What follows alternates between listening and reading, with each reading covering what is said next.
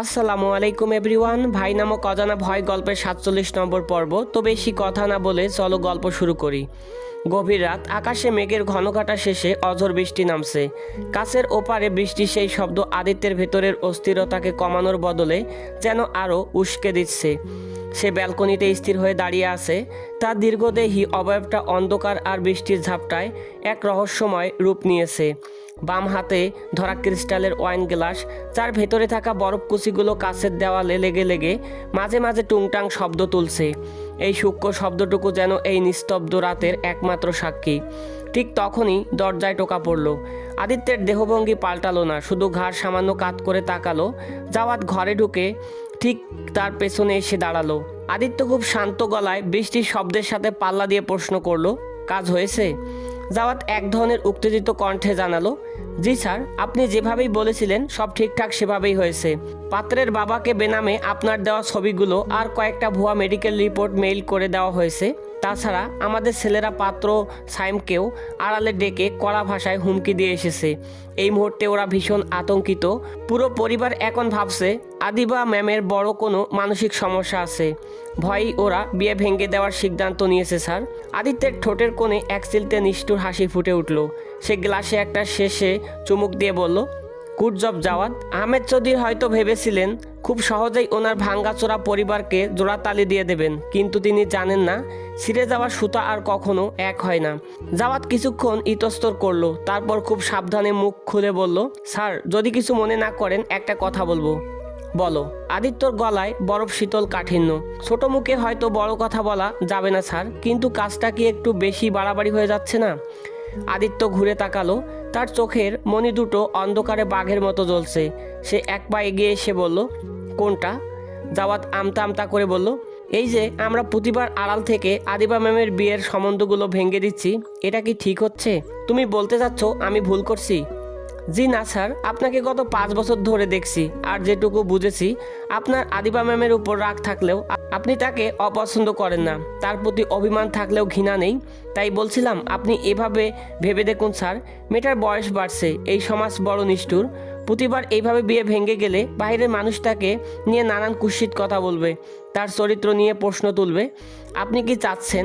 আদিত্য হাতের ওয়াইন গ্লাসটা পাশের মার্বেল টেবিলের উপর রাখলো। তারপর অন্তত শান্ত এবং ভয়ঙ্কর গলায় জাওয়াতকে উদ্দেশ্য করে জবাব দিল, আমি কী চাই জাওয়াত, সেটা বোঝার বা বিচার করার ক্ষমতা তোমার নেই। এই 5টি বছর বিদেশের মাটিতে আমি একা একা তিলে তিলে যেভাবে জ্বলছি, প্রতিটা রাত সেভাবেই যন্ত্রণায় ছটফট করেছি। সেই আগুন আদিবাকেও না পুড়িয়ে আমি ওকে অন্য কোনো পুরুষের স্পর্শ পেতে দেব, সেটা তুমি ভাবলে কি করে? জাওয়াদের মুখ শুকিয়ে গেল। আদিত্য আরও এক ধাপ এগিয়ে এলো। তার কণ্ঠস্বর এখনো হিসিয়ে উঠছে। আদিবাকে আমি আগলে রেখেছিলাম, নিজের জীবনের চেয়েও বেশি করে চেয়েছিলাম, কিন্তু আদিবা আমাকে বলেছিল আমি যে ওর জীবন থেকে চিরতরে চলে যাই। ও আমার শাসন থেকে মুক্তি চেয়েছিল, আমাকে ঘৃণা করেছিল। আমি ওকে মুক্তি দিয়েছি, কিন্তু ওকে অন্য কারো হতে দেব এমন কথা তো কখনো বলিনি। জাওয়াত বিড়বিড় করে বলল, এতে আপনার কি লাভ স্যার? নিজের পরিবারকে এভাবে শেষ করে আপনার কি লাভ? আদিত্যর চোখের চাহনিতে এক ধরনের উন্মাদনা খেলা করে গেল। সে জানালা দিয়ে বাহিরের অন্ধকারের দিকে তাকিয়ে বলল, লাভ ক্ষতির হিসাব আমার আগে চুকে গেছে জাওয়াত। আমার পরিবারকে নিঃস্ব করার ইচ্ছা আমার কোনোদিনও ছিল না, আজও নেই। আমি যা করেছি সব আদিবার জন্য। আদিবাকে আমি এমন এক পরিস্থিতির মুখে দাঁড় করাবো, এমন এক দেওয়ালের সামনে ঠেলে দেব, যেখানে ওর কাছে আমি ছাড়া আর কোনো আশ্রয়ের পথ খোলা থাকবে না। পুরো পৃথিবী যখন ওর দিকে থেকে মুখ ফিরিয়ে নেবে, যখন ওর নিজের বাবা মাও বোঝা মনে করবে, সেদিনও ওর জন্য আমার দরজা খোলা থাকবে। সেদিন ও নিজের ভুল বুঝতে পেরে স্বেচ্ছায় আমার পায়ে এসে পড়বে। সেদিন হবে আমার প্রকৃত জয়। আর সেই জয়ের জন্য আমি পুরো গ্রুপকে, চৌধুরী গ্রুপকে কেন পুরো পৃথিবী জ্বালিয়ে দিতেও রাজি। আদিত্যের কথা জাওয়াত বুঝতে পারলো। এই প্রতিহিংসা আর ভালোবাসার জটিল খেলায় আদিত্য একমাত্র শাসক। এখানে কোনো উপদেশ বা যুক্তি খাটবে না। পরের দিন সকালে আহমেদ চৌধুরী অস্থিরভাবে পায়চারি করছিলেন, আর সাইমদের বাড়ি থেকে ফোন আসার কথা। বিয়ের দিনক্ষণ চূড়ান্ত হওয়ার কথা। মিনা বেগম জায়নামাজে বসে তসবি পড়ছেন। তার মুখমণ্ডল এক ধরনের প্রশান্তি। হয়তো তিনি ভেবেছেন একবার সত্যিই অন্ধকারের অবসান হবে। ঠিক সেই সময় আহমেদ চৌধুরীর ফোনটা বেজে উঠল। সাইমের বাবার ফোন। এক বুক আশা নিয়ে ফোনটা কানে তুললেন আহমেদ সাহেব। আসসালামু আলাইকুম ভাই সাহেব, আমি তো আপনার ফোনের অপেক্ষায় ছিলাম। তা কবে আসবো আমরা মিষ্টি নিয়ে? ওপাশ থেকে সালামের কোনো উত্তর এলো না, বদলে ভেসে এলো এক শীতল কণ্ঠ এবং তীব্র শোষাক্ত কণ্ঠস্বর। মিষ্টি আর প্রয়োজন হবে না আহমেদ চৌধুরী, আমরা এই বিয়ে নিয়ে আর এগোচ্ছি না। আহমেদ চৌধুরীর হৃৎপিণ্ড যেন এক মুহূর্তের জন্য থমকে গেল। তিনি তোতলাতে শুরু করলেন, কি বলছেন ভাই সাহেব? কাল তো সবটা ঠিক ছিল। আদিবাকে তো আপনাদের পছন্দ হয়েছিল, হুট করে এই সিদ্ধান্ত কেন? পছন্দ তো হয়েছিলই, কিন্তু আপনার জালিয়াতির কথা জানলে আমরা কালেই উঠে আসতাম। আদিবা যে আপনার নিজের মেয়ে নয় সেটা কেন বলেননি? তাছাড়া আদিবা যে মানসিক সমস্যা আছে সে নিয়ে রীতিমতো আনস্টেবল, এটা কেন লুকিয়েছিলেন? নিজেদের আভিজাত্য বাঁচাতে আমাদের ছেলের জীবনটা নষ্ট করতে চেয়েছিলেন? দয়া করে আর ফোন করবেন না, আমাদের সম্মান আছে। খট করে ফোনটা কেটে গেল। আহমেদ চৌধুরী পাথরের মতো দাঁড়িয়ে রইলেন। তার হাত থেকে ফোনটা কার্পেটের উপর পড়ে গেল। মিনা বেগম জায়নামাজ ছেড়ে হস্তদন্ত হয়ে উঠে এলেন। কি হয়েছে? ওনারা কি বললেন? কবে তারিখ ফেললো? আহমেদ চৌধুরী কোনো কথা বলতে পারলেন না, শুধু ফ্যাল করে তার স্ত্রীর দিকে তাকিয়ে রইলেন। তার মুখ দিয়ে কেবল একটা শব্দ বের হলো, ভেঙে গেছে। পরক্ষণেই আদিবা সিঁড়ি দিয়ে নিচে নেমে এলো। তার পরনে সাধারণ একটা সুতির কামিজ, চোখ দুটো ফোলা। সে জানতো এমন কিছুই হবে। বাবার বিবস্ত চেহারা দেখে আরও চিৎকার করে কাঁদতে ইচ্ছা করলো, কিন্তু সে কাঁদল না, বরং তার ভেতরে এক ধরনের পাথর চাপা নিস্তব্ধতা কাজ করছিল। মিনা বেগম কান্নায় ভেঙে পড়লেন। কেন? কি দোষ আমার মেয়ের? কেন প্রতিবার আমার সাথেই এমন হয়? আহমেদ চৌধুরী হাহাকার করে উঠলেন। কেউ একজন আমাদের ধ্বংস করতে চায় মিনা, কেউ একজন ছায়ার মতো আমাদের পিছু নিয়েছে। আদিবাকে ওর পাগল বলেছে, ওকে অপবাদ দিয়েছে। আমি মেয়েটার সামনে মুখ দেখাবো কিভাবে মিনা? আদিবা কোনো কথা বলল না, ধীর পায়ে উল্টো ঘুরে নিজের ঘরের দিকে পা বাড়ালো। চৌধুরী ভিলা আকাশ জমাট বাঁধা অন্ধকার যেন আরও ঘনীভূত হলো। একে তো মেয়ের বিয়ের সম্বন্ধ ভেঙে যাওয়ায় অপমান, তার উপর পাওনাদারদের ক্রমাগত হুমকি। আহমেদ চৌধুরীর প্রায় দিশেহারা অবস্থা। পরের দিন সকালে আহমেদ চৌধুরী স্টাডি রুমে বসে আছেন। তার সামনে রাখা ব্যাংক জেনারেটের লিকুইডেশন নোটিশ। গত কয়েক মাসে ঋণের যে পাহাড় তিনি গড়িয়েছিলেন, এখন তা ধসে পড়ার সময় এসেছে। পাওনাদারদের কয়েকজন আর সরাসরি বাড়িতে এসে হানা দিয়েছে। তারা সাফ জানিয়ে গেছে, আগামী 7 দিনের মধ্যে বকেয়া কিস্তি পরিশোধ না করলে ভিলা নিলামে উঠবে। আহমেদ চৌধুরী হঠাৎ বুক চেপে ধরে সোফায় বসে পড়লেন। মিনা বেগম চিৎকার করে উঠলেন। দীর্ঘদিনের মানসিক চাপ আর অপমান তার শরীর আর সায় দিল না। ডক্টর তাকে সম্পূর্ণ বিশ্রামের পরামর্শ দিলেন। পুরো বাড়িতে এক নিস্তব্ধতা হাহাকার নেমে এলো।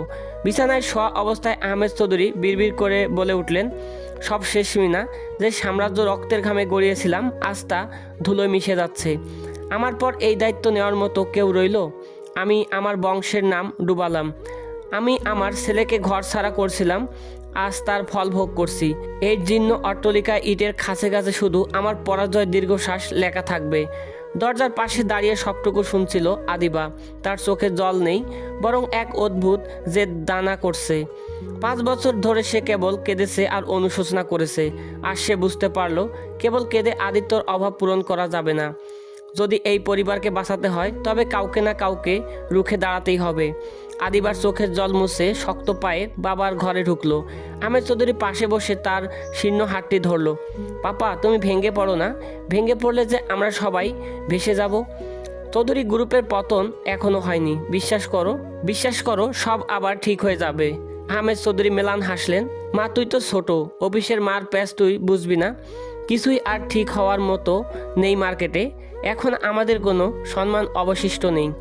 আদিবা দাঁতে দাঁত চেপে বলে উঠল, আমি আমাদের হারানো মান সম্মান ফিরিয়ে আনবো পাপা। তুমি আমাকে একটা সুযোগ দাও। আজ থেকে আমি অফিসে যেতে চাই। আজ থেকে চৌধুরী গ্রুপের সব দায়িত্ব আমার। মিনা বেগম অবাক হয়ে আদিবার দিকে তাকালেন। যে মেয়েটা 5 বছর ধরে ঘরের কোণে নিজেকে লুকিয়ে রাখত, তার এই সাহসী রূপ মিনা বেগম চমকে দিল। তিনি আতঙ্কিত কণ্ঠে বললেন, তুই এইসব কি বলছিস আদিবা? তুই একটা বড় কর্পোরেট জগৎ সামলাবি কিভাবে? ওখানে প্রতিটা মানুষ সুযোগ সন্ধানী। সেখানে পা রাখলে তো শত্রু বাড়বে, বই কমবে না। শত্রুর ভয়ে আমরা ঘর কোণে হয়ে যেতে পারি না মামুনি। মিনা ঠিকই বলেছে আদিবা, ওই নেকড়েদের রাজনীতি তুই বুঝবি না। এখন আমাদের এমন অবস্থা যে সুযোগ পেলেই যে কেউ আমাদের এখন ছিঁড়ে খাবে। তুই এখানে গেলে বিপদে পড়বি। বিপদে পড়ার ভয়ে ঘরে লুকিয়ে থাকবো পাপা? আর যদি ভাইয়া এখানে থাকতো, ও কি চুপচাপ বসে থাকতো? আমাদের দিকে যে ঝড় বয়ে আসছে তা আজ যদি নিজের গায়ে না লাগাতাম তবে আমি এই পরিবারের সন্তান হলাম কিভাবে? আমি আর কোনো কিছুতেই ভয় পাবো না পাপা। হারবার মতো আমাদের আর কিছুই নেই অবশিষ্ট, কিন্তু জয় করার মতো পুরো পৃথিবী পড়ে আছে। যে বা যারা আমাদের টেনে নিচে নামানোর চেষ্টা করছে, আমি তাদের মুখোমুখি হতে চাই। আমি এই ঝড়ের মুখোমুখি হতে চাই। আমি দেখতে চাই ঝড়ের শক্তি বেশি নাকি তিলে তিলে গড়ে তোলা স্তূপের শক্তি বেশি। আদিবার কণ্ঠের আত্মবিশ্বাসে আহমেদ চৌধুরী যেন এক মুহূর্তের জন্য হারানো আদিত্যের প্রতিছবি দেখতে পেলেন। তিনি বুঝলেন তার রাজপুত্র না ফিরলেও তার রাজকন্যা আজ যুদ্ধক্ষেত্রে নামার জন্য তৈরি। পরের দিন সকালে চৌধুরী কর্পোরেশনের প্রধান কার্যালয়ে এক নাটকীয় দৃশ্য দেখা গেল। অফিস ভবনটি জলুস এখন অনেকটাই ফিকে। করিডোরগুলোতে ধুলোর আস্তরণ আর কর্মসূচিতে চোখে মুখে একরাশ অনিশ্চয়তা। সবার যখন ধরে নিয়েছে কোম্পানি দেউলিয়া হওয়া এখন সময়ের ব্যাপার মাত্র। ঠিক তখনই সদর ফটক দিয়ে ভেতরে ঢুকলো আদিবা। তার পরনে মার্জিত সালোয়ার কামিজ, চোখে মুখে এক কঠিন কাঠিন্য। সে কোনো দিকে না তাকিয়ে সোজা হেঁটে গিয়ে ম্যানেজিং ডিরেক্টর কেবিনে ঢুকলো। অফিসের নিস্তব্ধতা ভেঙে আদিবা সব কর্মচারীকে হলের মাঝে ডাকলো। সবার অবাক দৃষ্টি সামনে যে দীপ্ত কণ্ঠে ঘোষণা করলো, শুনুন সবাই, আমি আদিবা চৌধুরী। আজ থেকে আমি আপনাদের সাথে কাজ করব। আজ থেকে এই অফিসের সমস্ত দায়িত্ব আমার। আমি জানি আপনারা অনেকেই ভাবছেন এই কোম্পানি আর টিকবে না, কিন্তু মনে রাখবেন চৌধুরী গ্রুপের ভিত্তি এত দুর্বল নয়। কোম্পানি বিক্রি করার গুজব যারা ছড়াচ্ছে তাদের বলে দিন চৌধুরী গ্রুপ লড়াই করতে জানে। এত সহজে আমরা হেরে যাব না। আমি আমার শেষ রক্তবিন্দু পর্যন্ত এই যুদ্ধ চালিয়ে যাব। যারা আমার সাথে কাজ করতে চান তারা আজ থেকে কোমর বেঁধে কাজে নামুন। অফিসের ভিড়ের এক কোণে দাঁড়িয়ে আদিত্যের পাঠানো এক গুপ্তচর পুরো দৃশ্যটি সপ্তম পর্ণে ভিডিও করে নিল। আদিবার প্রতিটি কথা, তার প্রতিটি ভঙ্গি ডিজিটাল সংকেত হয়ে মুহূর্তেই পাড়ি দিল হাজার মাইল দূরে। লন্ডনের কাছ ঘেরা শীতাতপ নিয়ন্ত্রিত স্টাডি রুমে বিশাল মনিটরের সামনে বসে আছে। ল্যাপটপের স্ক্রিনে ভেসে উঠেছে আদিবার সেই আত্মবিশ্বাসী মুখটি। ভিডিওটি শেষ হওয়ার পর আদিত্যর পিছন দিকে হেলান দিয়ে বসলো। তার ঠোঁটের কোণে এক বাঁকা এবং নিষ্ঠুর হাসি ফুটে উঠল। সে কফির মগে একটা ছোট চুমুক দিয়ে বিড়বিড় করে বলল, বাহ রাজকুমারী, অবশেষে রাজপ্রসাদের রেশমি গালিচা আর আরাম ছেড়ে যুদ্ধক্ষেত্রে নামলি। তুই কি ভেবেছিস তোর এই কোমল আর দুর্বল কাঁধে ভাঙ্গা সাম্রাজ্যের পাহাড় সম ভার সইতে পারবি? আদিত্য স্ক্রিনে আদিবার স্ত্রীর ছবির দিকে তাকিয়ে গলার স্বর আরও নিচু করে আনলো, যা দেখে বিষ ধরছে।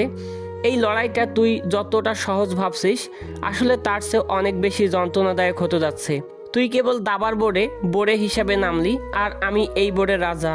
এবার তৈরি হ আদিবা, তোর প্রতিটা পদক্ষেপে আমি কাটা বিছিয়ে রাখবো। তোকে আমি এমনভাবে ভাঙবো যে তুই নিজের অস্তিত্বকে অস্বীকার করতে চাইবি।